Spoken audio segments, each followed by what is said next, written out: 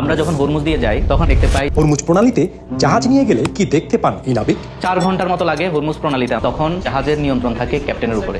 এই 4 ঘন্টায় এতটা সতর্ক কেন থাকতে হয়? যেখান দিয়ে তেল উঠায় অয়েল রিগ, ওগুলো আপনি নিজের চোখে দেখতে পাবেন। বহুবার হরমুজ প্রণালী পার হওয়া এই নাবিক হরমুজের গল্প বলেছেন আপনাদের, চলুন শুনি। আমরা যখন হরমুজ প্রণালী দিয়ে ভিতরে যাই, এক সাইডে হচ্ছে ইরান, আরেক সাইডে হচ্ছে ইউএই এবং ওমানের একটি দ্বীপ। 2 ওয়ে একটা লেন আছে রাস্তার মতো।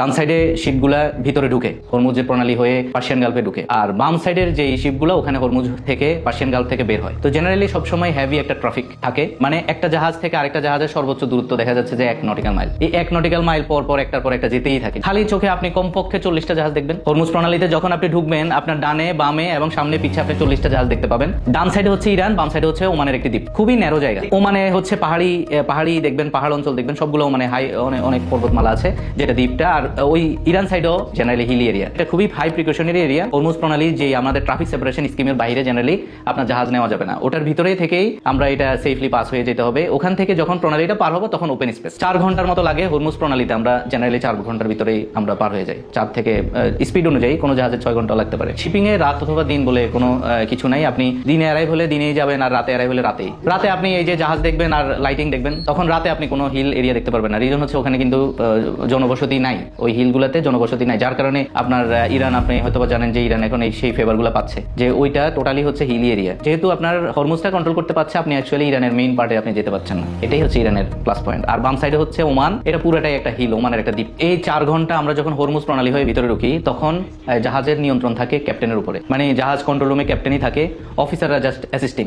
আর অন্যান্য ওপেন সিতে জেনারেলি ক্যাপ্টেনের কন্ট্রোলে থাকে না জাহাজ, তখন আপনার জেনারেলি অফিসাররাই জাহাজ চালায়। আমরা যখন হরমুজ দিয়ে যাই তখন আমরা জেনারেলি দেখতে পাই যে ছোট ছোট অনেকগুলা বোট আছে, যেগুলা স্পিড বোট আছে, কন্টিনিউয়াসলি ইরান থেকে এই ওমানের দ্বীপের যে দ্বীপ অঞ্চলটা ওখানে আসে, অথবা আপনার ছোট ছোট বোটগুলো ক্রস করে। এটা ফেরি টাইপের, অথবা ওরা ট্রান্সপোর্ট করে সামথিং। তো ইরান এবং ইউএই এর মধ্যে এরা স্পিড বোটগুলো আমরা দেখতে পাই, এরা ক্রসিং করে। এবং ওখানে এই প্রণালীর সামনে এবং সাইডে অনেকগুলো ফিশিং বোটও থাকে। আমরা যতটুকু দেখি যে ওখানে স্টোর থাকে, মানুষ থাকে। স্পিড বোটগুলো এখানে আপনার, এটা কি ইলিগাল ট্রাফিকিং অর এটা legal, we actually unaware of that. এটা পুরাটাই খুবই স্বচ্ছ নীল পানি। আপনি তো জানেন যে দুবাইয়ের বিচগুলা সবগুলো এই হরমুজের ভিতরেই, যার কারণে এই পানিটা পরিষ্কার দেখেই ওটা one of the best tourist spot. ওই ওমান সাইডের দ্বীপপুঞ্জগুলো যেগুলো আছে, ওই হিলি এরিয়ার দিকে তাকালে খুবই একটা মানে ইটস এ ভেরি অ্যামেজিং আপনার ভিউ আমরা উপভোগ করি সেখানে। আর ডলফিন তো আপনার হরমুজ প্রণালীতে আমরা জেনারেলি ডলফিনই পাওয়া যায় আর কি, দেখা যায়।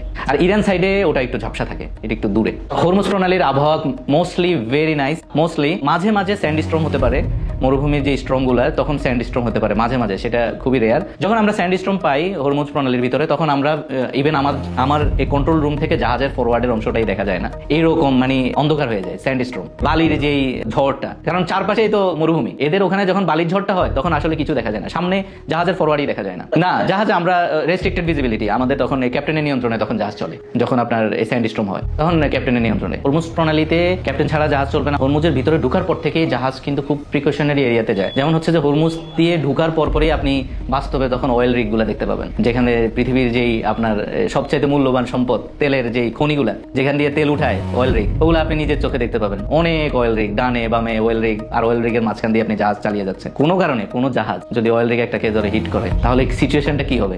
ড্যামেজ দিতে হবে, এমন হবে যে পুরো কোম্পানি সেল করে দিতে হবে, এরকম ড্যামেজ হবে। পলিউশন হয়ে যাবে, পুরো পার্সিয়ান গালফ পলিউশন হয়ে যাবে। It's a very sensitive area. এখানে আপনার অবশ্যই প্রিকশন নিয়ে ঢুকতে হবে। ঢুকার পরে কিছুটা স্পেস পাওয়া যায়, কিন্তু ঢুকার সময় আপনার ক্যাপ্টেনের পুরাই নিয়ন্ত্রণ লাগবে। আমরা যখনই গালফ অফ ওমানে ঢুকি, এটা হচ্ছে যে আপনি পাকিস্তানের বর্ডার, পাকিস্তান এবং ইরানের বর্ডার যেখানে, ওখান থেকে আমরা যখনই ঢুকা স্টার্ট করি সেটাই হচ্ছে গালফ অফ ওমান। ওই গালফ অফ ওমান দিয়ে যখন আমরা ঢুকি তখনই আবহাওয়াটা খুব শান্ত। It is a very fantastic feelings. পুরো পানি, সাগরের পানিটা হচ্ছে পুকুরের মতো স্মুথ। ওখান দিয়ে আপনি আস্তে আস্তে গিয়ে বাম সাইডে ফুজাইরা থাকে, এই ফুজাইরা থেকে ডানে আপনি অল্টার করার পরেই সামনে হরমুজ। তো ওই এরিয়াটা পুরোটাই হচ্ছে আপনার খুবই শান্ত একটা পরিবেশ। জাহাজ শিপিং এর সাথে যারা কানেক্টেড সবাই এই এরিয়াটা খুবই পছন্দ করে, এখানে যেতেই পছন্দ করে। এখানে খুবই ভালো একটা পরিবেশ। হরমুজ থেকে যখন আমরা পার হই সেটাকে হলো পার্সিয়ান গালফ বলে। এটা একটা গালফ। এটা চারপাশে হচ্ছে যে আমরা জানি মধ্যপ্রাচ্যের যে দেশগুলো, উত্তর পাশে ইরানের পরে হচ্ছে এখানে ইরাক আছে, কুয়েত আছে, তারপর সৌদি আরবিয়া আছে, বাহরাইন আছে, দুবাই আছে, কাতার আছে, ওমান আছে। তো এই গালফ